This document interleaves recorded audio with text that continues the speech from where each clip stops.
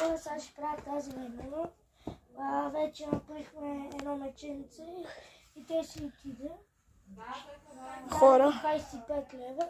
Може да дойдете при мене, много хубаво постигвам, може да правим много яки прически. Още малко да оставам на 15 години.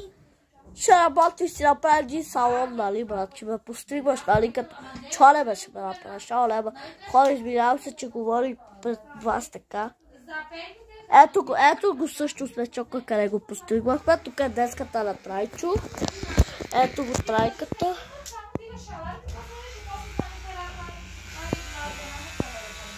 Давай, Трайчо.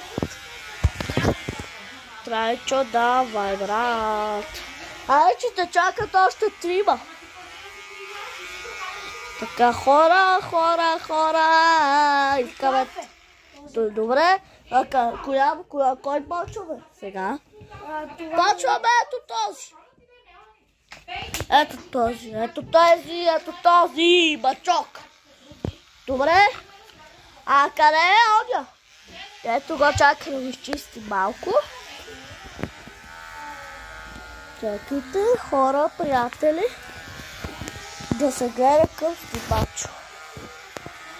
Тай, че аз си го да подпеме тук това на камерата. Добре, хора. Може ли малко по-тихо? Добре, хора, тук правя снимачото. Чакай сега където това. Чакай да ги чистиме, хора. Ето този. Не, карал да другата модичка.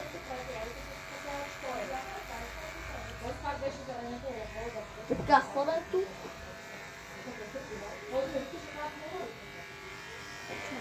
Той е, че си постигна както виждате. Аз ги чистих. Така, този готов, вече този. Сега хора, време да вземем камера. Колко взех? Покажи на хората, боже. Виж колко взех.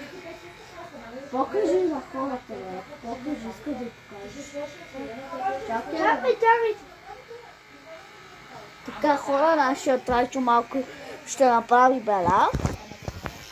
Така се вика, но той няма да направи никога. Той е шампион. Искам да ви покажа на хората какво направи на мечока, брат.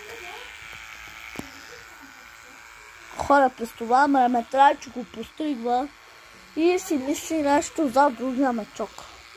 Ама чисто повече няма спечел.